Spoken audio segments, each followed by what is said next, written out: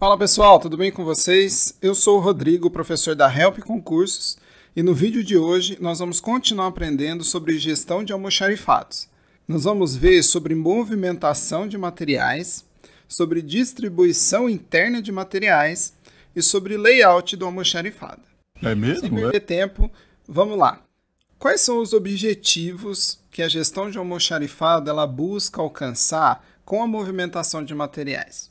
Existem dois principais objetivos.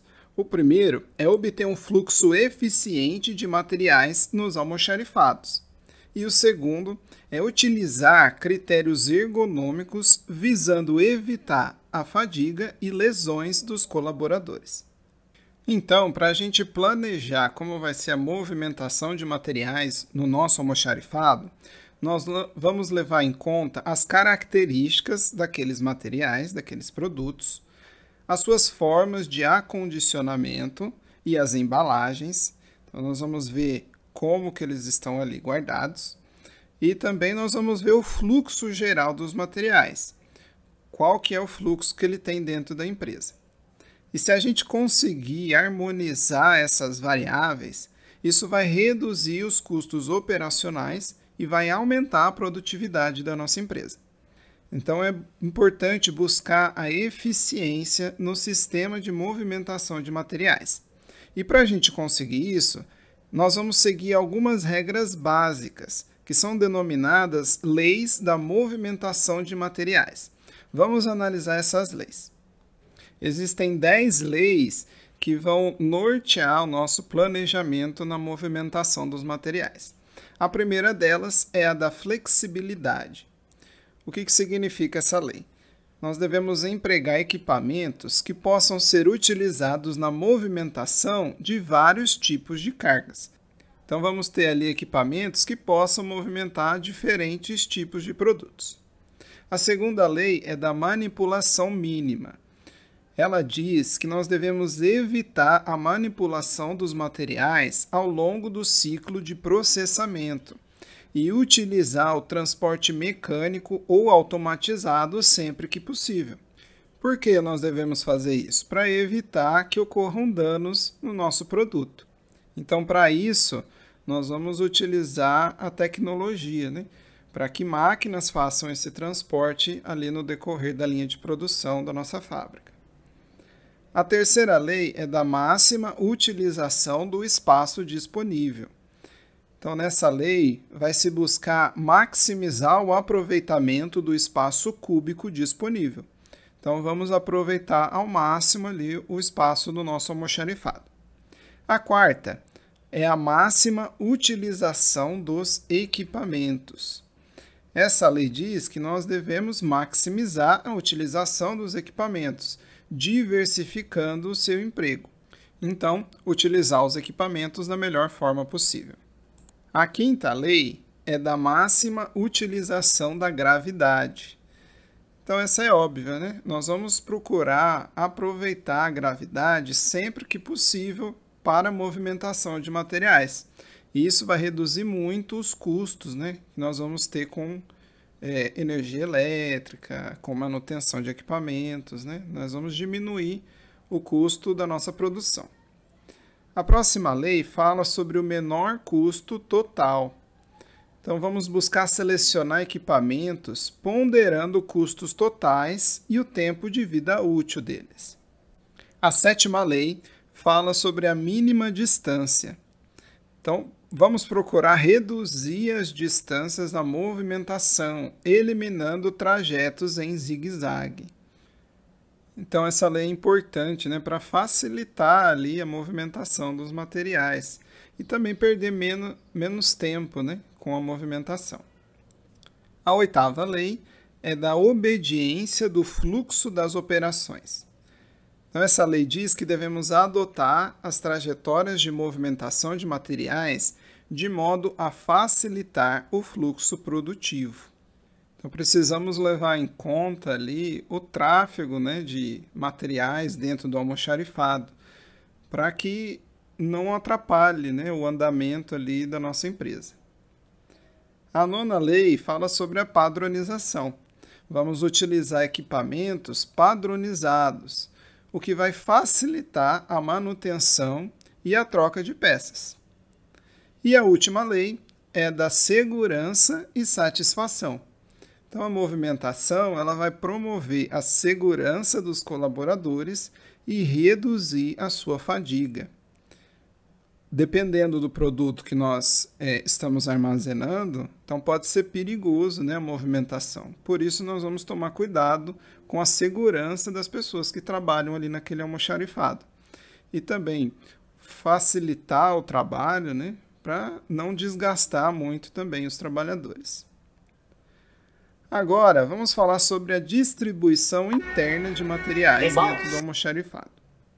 A distribuição é a última tarefa da gestão de almoxarifados e ela tem a finalidade de fazer chegar o material em perfeitas condições ao usuário.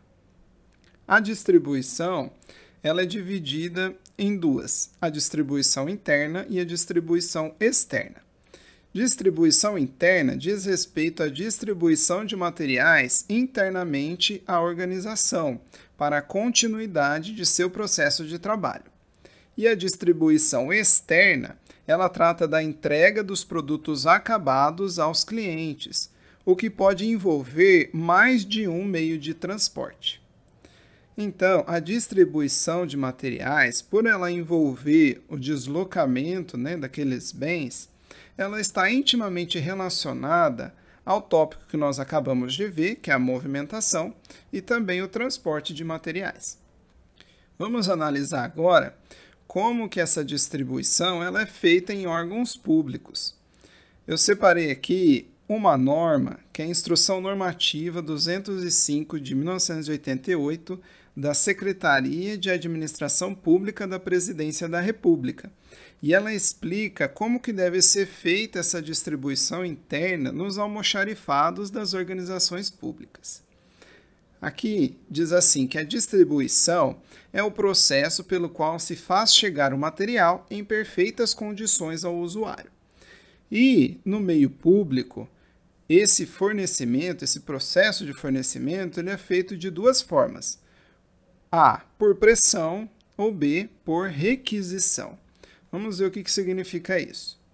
O fornecimento por pressão é o processo de uso facultativo, pelo qual se entrega material ao usuário mediante tabelas de provisão previamente estabelecidas pelo setor competente e nas épocas fixadas, independentemente de qualquer solicitação posterior do usuário. Essas tabelas elas são preparadas normalmente para materiais de limpeza e conservação, materiais de expediente de uso rotineiro e gêneros alimentícios. Então, esse fornecimento por pressão ele já vai ter uma data fixa, né? E, periodicamente, vai ser feito o reabastecimento ali daquele órgão público. Agora, e o fornecimento por requisição? O fornecimento por requisição, que é o processo mais comum, ele se dá pela entrega do material mediante a apresentação de uma requisição, um pedido de material, que é de uso interno no órgão ou entidade. Então, diferente do fornecimento por pressão, que é feito de acordo com uma data específica, o por requisição vai exigir uma requisição daquele órgão. Então, faltou algum material ali no órgão público, ele vai fazer uma requisição para o almoxarifado e o almoxarifado vai fazer o fornecimento daquele material. Agora que nós já analisamos sobre movimentação e distribuição de materiais, vamos falar um pouquinho sobre layout do almoxarifado. Mas antes de continuar, eu gostaria de pedir que se você está gostando do vídeo, deixa um like, se inscreve no canal e ativa o sininho para não perder os materiais de concursos que eu sempre trago aqui para vocês. Não vai custar nada para você e ajuda muito o canal para ele ganhar força. Beleza? Então vamos continuar. Layout, ou arranjo físico do almoxarifado, é o arranjo de homens, máquinas e materiais, que são dispostos de modo que a sua dinâmica possa se dar dentro do máximo de economia.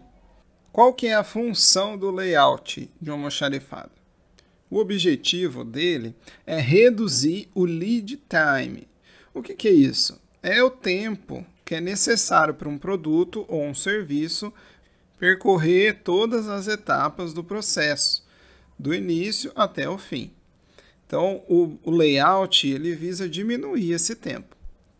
Além disso, ele vai procurar aumentar a produtividade, tornando a fábrica mais eficiente. Vai procurar reduzir os desperdícios e reduzir os acidentes. E ter um maior controle das operações pelos gestores.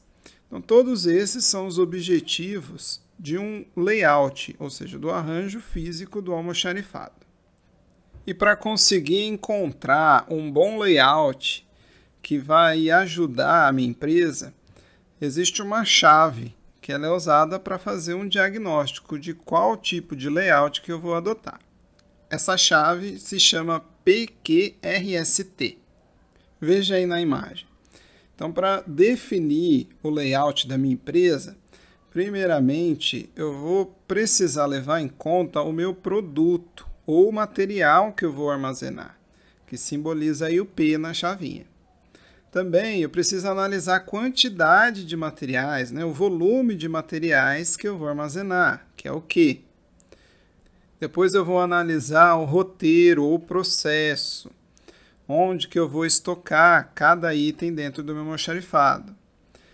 Preciso levar em conta também os serviços de apoio, que envolvem os equipamentos e os instrumentos que eu vou utilizar na movimentação dos materiais, considerando também as embalagens que vão ser utilizadas no armazenamento.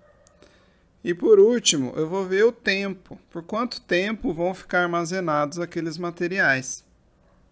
Assim, todos esses fatores são importantes na definição do layout de uma empresa. Sem falar na versatilidade, na flexibilidade e na possibilidade de uma futura expansão da minha área de armazenagem. Então, tudo isso vai ser levado em conta. A partir daí, eu vou escolher um tipo de layout que eu vou utilizar. Eu separei aqui 5 tipos de layout que são utilizados hoje em dia. O primeiro é o layout posicional. Nesse caso, os produtos não se descolam pelo chão de fábrica. Aqui, os materiais utilizados na produção é que precisam se mover para executar as tarefas sobre os produtos. Um exemplo de layout posicional é o que é utilizado na montagem de um avião. Então, o avião fica fixo em um local e eu vou trazendo as peças para montar naquele avião. Agora, existe também o layout por processo. Aqui é quando a produção agrupa as operações de processos parecidos, sem depender do produto final. Um exemplo de layout por processo é o que é utilizado em supermercados. O mercado é dividido em setores: a padaria, o açougue, hortifruti, produto de limpeza e assim por diante. Agora existe também o layout por produto. Este é o tipo mais clássico, onde há uma linha de produção criando uma sequência para fabricar determinado produto. O quarto tipo de layout é o layout celular. Nesse caso, o layout é composto por células agrupadas por máquinas e equipamentos que são capazes de produzir itens semelhantes. Nesse caso, então, eu vou dividir o almoxarifado em grupos, onde eu vou colocar ali peças e produtos que passam por processos semelhantes. Então, assim que vai funcionar na organização por grupo ou layout celular. E por último, pode ser utilizado o layout misto. Como o próprio nome já diz, eu vou juntar, agrupar diferentes tipos de layout. Geralmente isso vai ser utilizado quando eu tenho uma produção muito grande ou com uma grande variedade de produtos. Então aí eu vou utilizar esse layout misto, que é uma mistura dos outros tipos de layout que nós já consideramos. Agora que nós já analisamos sobre movimentação, distribuição de materiais e sobre layout, eu separei algumas questões para a gente exercitar os nossos conhecimentos. Vamos começar então com uma questão de 2021, desse ano, para o cargo de analista especializado.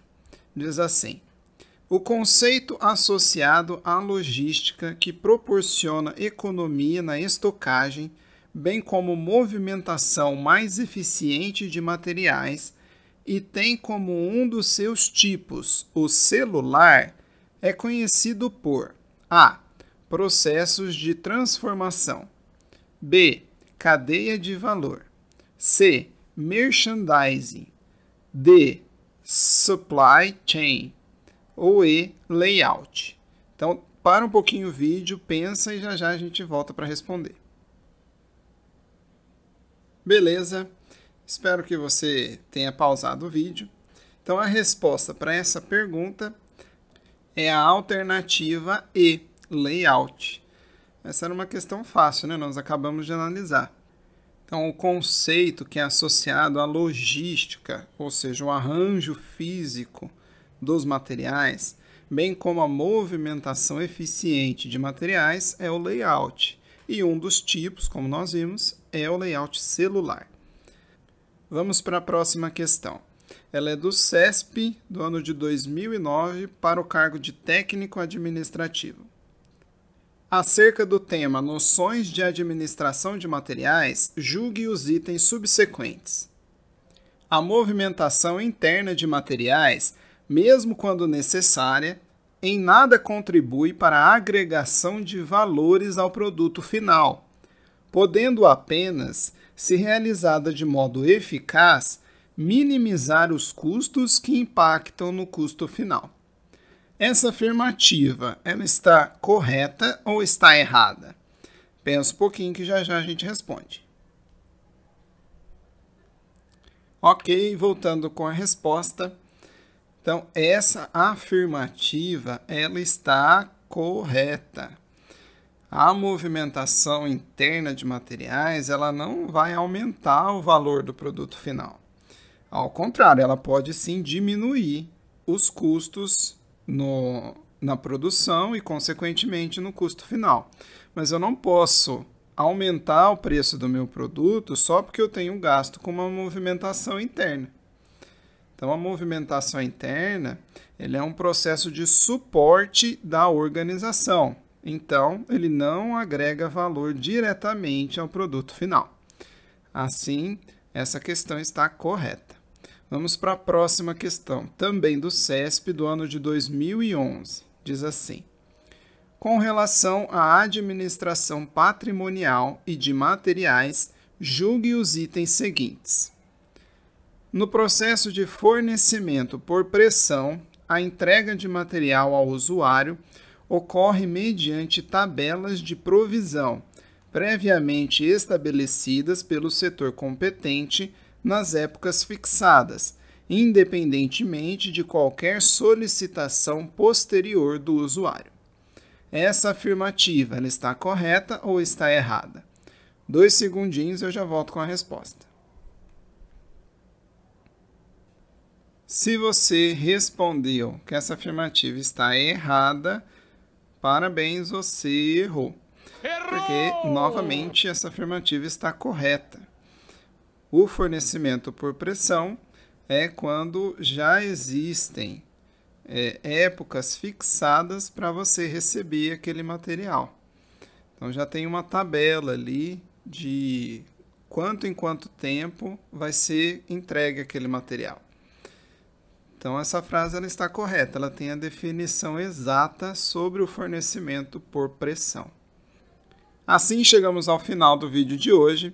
Se você gostou, dá um like no vídeo, se inscreve no canal e ativa o sininho para não perder nada dos melhores materiais de concursos públicos.